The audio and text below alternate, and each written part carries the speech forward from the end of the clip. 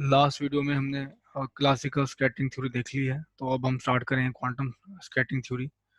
तो सिचुएशन हमारे पास ये है कि हम प्लेन वेव है जो मूव करती हैं जेड डायरेक्शन में टूवर्ड्स द स्कैटरिंग सेंटर। तो ये स्कैटरिंग सेंटर आपको नजर आ रहा है, ये प्लेन वेव्स हैं और यहाँ से ये स्कैटर होंगी। तो मेरे पास जो इंसिडेंट है वो प्लेन वेव है। प्लेन वेव आपको तो पता है कि एम्पलीट्यूड के लिए पावर आयोटा की जेड जेड इनके प्रोपगेशन की डायरेक्शन है। तो इस केस में भी जैसे कि हम वन डायमेंशन में देखते रहे हैं कि हम जो आइगन स्टेट यूज करेंगे वो एनर्जी आइगन स्टेट्स होंगी। तो जो इक्वेशन जिस टाइप की हम डील करेंगे, सॉल्व करेंगे, तो वो ये होगी। टाइम इंडिपेंडेंट श्रोडिंगर इक्वेशन होगी हमारे पास, इसमें पोटेंशियल टाइम इंडिपेंडेंट है। और हमने कंसीडर किया है कि जब हमने प्लेन वेव या कोई भी पार्टिकल वेव है, जो प्लेन वेव से हम जहाँ यहाँ पे मॉडल कर रहे हैं वो हमने ऑन की है, तो हम एक सफिशिएंट टाइम लेंगे जिसमें वो पार्टिकल जो है वो प्लेन वेव वो टाइम डिपेंडेंट नहीं रहेंगी बल्कि टाइम इनवेरिएंट रहेंगी। तो वो केस है हमारे पास। तो इसके लिए हमें सॉल्व करनी होगी टाइम इंडिपेंडेंट श्रोडिंगर इक्वेशन, जो कि कुछ इस तरह से दिखती है। ये यूजुअल इक्वेशन है जो हम कई मरतबा डील कर चुके हैं। और यहाँ पे जो पोटेंशियल मैंने लिया है वो उसकी फाइनाइट रेंज है। ये हमारे पास असम्पशन है, क्योंकि जो हम रियलिस्टिकली मॉडल डील करते हैं, जैसे कि आपके पास एटम है या न्यूक्लियस है, उसका जो पोटेंशियल होता है वो फाइनाइट रेंज होता है। और ये हमारे पास है जो वेव नंबर है वो एनर्जी के साथ उसका रिलेशन यही है एज यूजुअल, जैसे कि पहले हम देख चुके हैं। तो जब आप ये वैल्यू यूज करोगे यहाँ पे के की ई की, और रीअरेंज कर सकते हो आप इक्वेशन को इस तरह टिल्डा स्क्वायर प्लस के स्क्वायर और इंटू माइनस एच का स्क्वायर ओवर 2m, आपके पास ये इक्वेशन आ जाएगी।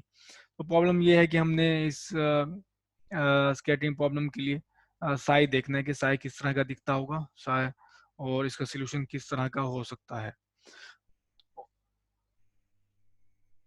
इस पूरे केस में जिस चीज़ को हम मद्दे रखेंगे कि हमने फिजिक्स को साथ इन्वॉल्व रखना है, सिर्फ मैथमेटिक्स नहीं देखनी। जैसे कि हम लार्ज लिमिट्स लोअर लिमिट्स पे या ओरिजिन पे वो हम फंक्शन चेक करेंगे, देखेंगे कि ये इंटुएशन इसकी फिजिक्स के पर्सपेक्टिव से बनती है या नहीं बनती। आप इसको देख सकते हैं कि आप जो वन डायमेंशन में स्केटिंग देख चुके हैं कि हमारे पास कोई एक स्क्वायर नुमा कोई पोटेंशियल है और इंसिडेंट होता है पार्टिकल यहाँ से प्लेन वेव की सूरत में, और यहाँ से एक रिफ्लेक्टेड वेव आती है, स्कैटर वेव आती है। तो बिल्कुल ये उसी तरह का सिनेरियो है। तो हम वहाँ पे वन डायमेंशन में ओटा के जी इसी तरह का इंसिडेंट पार्टिकल लेते थे, और फिर उसके बाद बाउंड्री कंडीशन की हेल्प से हम कुछ कांस्टेंट जो थे ए बी सी वो फाइंड आउट करते थे और हमारी वो प्रॉब्लम का सोल्यूशन होता था।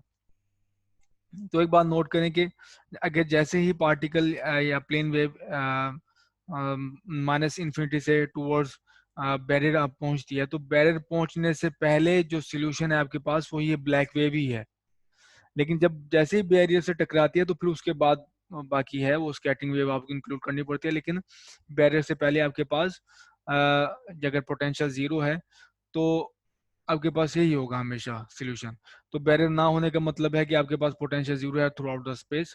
थ्रू आउट स्पेस आप देखोगे हर पॉइंट पे हर जगह पे आपको प्लेन वेव नहीं नजर आएगी, जो कि के नंबर का रिलेशन ये है। तो जैसे कि मैंने बताया कि अगर ये बैरियर से पहले या हम जैसे कि इस केस में हमारा स्केटिंग सेंटर लेट से ओरिजिन पे है, तो हम ओरिजिन से अगर फार अवे हैं तो हमारे पास सोल्यूशन प्रॉब्लम का इस तरह दिखेगा।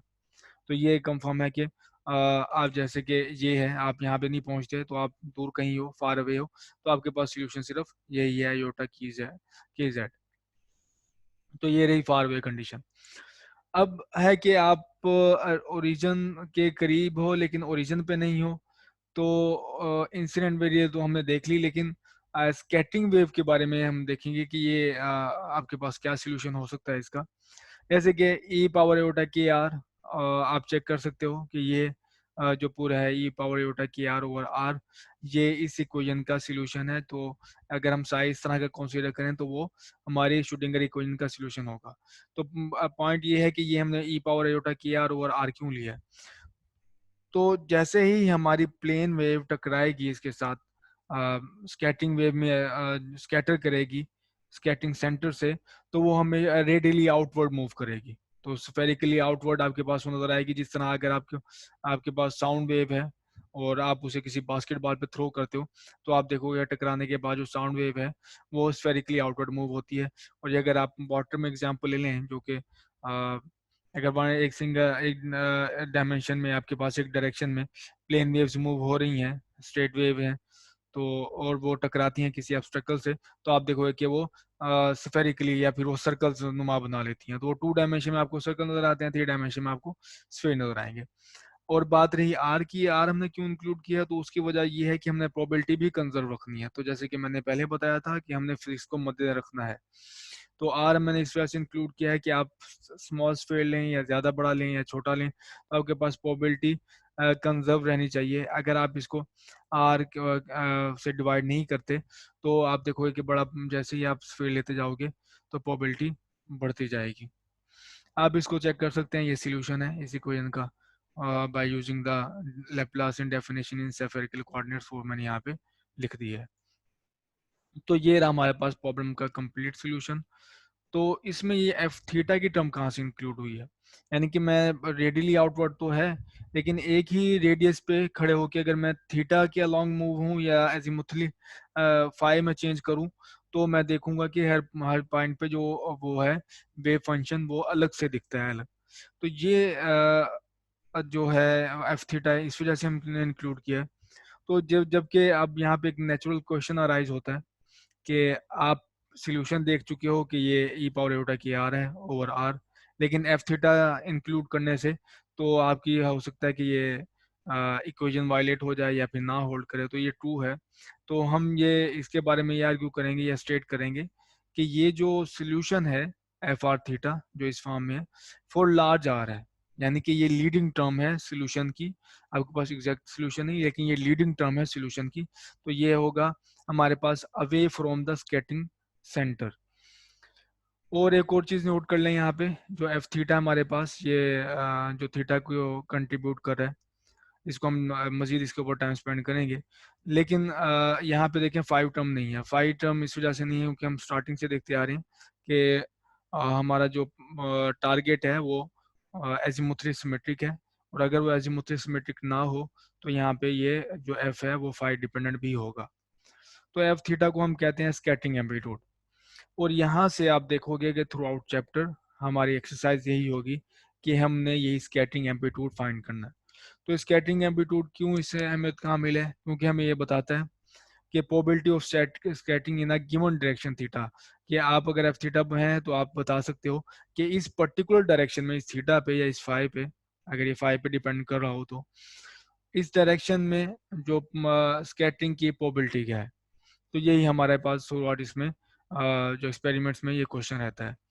तो P जो प्रोबेबिलिटी है that incident particle travelling at speed v passes through d phi in d t. तो डी फाई मैंने यहाँ डी सिग्मा मैंने यहाँ पे शो कर दिया, ये हमारे पास डी सिग्मा है। और ये डी टी में जब पास करते हैं किसी इस वेलोसिटी से v से, तो आप देखोगे कि ये जो v डी टी ये डायमेंशन बनती है, ये है डिस्टेंस। तो डिस्टेंस मल्टीप्लाई बाय एरिया आपको वॉल्यूम देगा। तो प्रोबेबिलिटी मुझे चाहिए कि जितनी पार्टिकल इस वॉल्यूम में से डी टी इस डी सिग्मा में से डी टी टाइम में पास करते हैं, तो वो इस तरह से होंगे। डी पी जो इंसिडेंट है, तो मैं इंसिडेंट की बात कर रहा हूँ, यहाँ पे डी सिग्मा है, डी ओमेगा नहीं है। तो ये इंसिडेंट प्लेन वेव है, इंसिडेंट की वैल्यू पुट करोगे वो आपके पास ई पावर आयोटा के जेड है। तो ई पावर आयोटा के जेड आपके पास आ जाएगा ई ए पावर आयोटा के जी। तो के जी वाली टर्म जो ये आपके पास 1 हो जाएगी, सिर्फ ए स्क्वायर आ जाएगा। और बाकी वी डी टी और डी सिग्मा मैंने इनकी वैल्यू पुट कर दी है। इसकी डायमेंशन जैसे कि मैंने बताया लेंथ की है, और ये area area multiply by length हमारे पास डी वी आ जाएगा। अब अगर हम बात करें कि जितनी प्रोबेबिलिटी होगी इस क्रॉस सेक्शन में से पास करने की, जो इसमें से पार्टिकल पास करेंगे वही जो हम डिटेक्ट करेंगे जो उसके साथ रिलेशन है हमारे पास सॉलिड एंगल के साथ। तो ये जो प्रोबेबिलिटी है वो बिल्कुल इक्वल होगी that the particle scatter into the corresponding D omega. तो जो डी फाई के साथ हमारे साथ एसोसिएट है सॉलिड एंगल, तो उसमें से भी पास करने की प्रोबेबिलिटी बिल्कुल सेम होगी। तो इस केस में हम क्या लेंगे, स्कैटर्ड वेव। तो यहाँ पे हमारे पास क्रॉस सेक्शन है, यहाँ पे सॉलिड एंगल है, तो इधर हमारे पास आएगा स्कैटर्ड वेव। तो स्कैटर्ड वेव भी अगर आप चेक करो तो स्कैटर्ड वेव में हमारे पास क्या था, वो है एफ, एफ है ई पावर आयोटा के आर और डिवाइड बाय आर है। तो इसका आप एब्सोल्यूट स्केल लोगे तो ये स्क्वायर हो जाएगा, ये वाली टर्म जाती रहेगी, नीचे भी स्क्वायर आ जाएगा। तो बिल्कुल ये मैंने यहाँ पे यही लिखा है नीचे, स्क्वायर है। जो कि आपको अब दिख जाएगा ये कि ये आर स्क्वायर है, एफ स्क्वायर, ए स्क्वायर, बी डी टी, उसी तरह आर स्क्वायर और डी फाइव हमारे पास यहाँ से सॉलिड एंगल की तरफ से आ गया।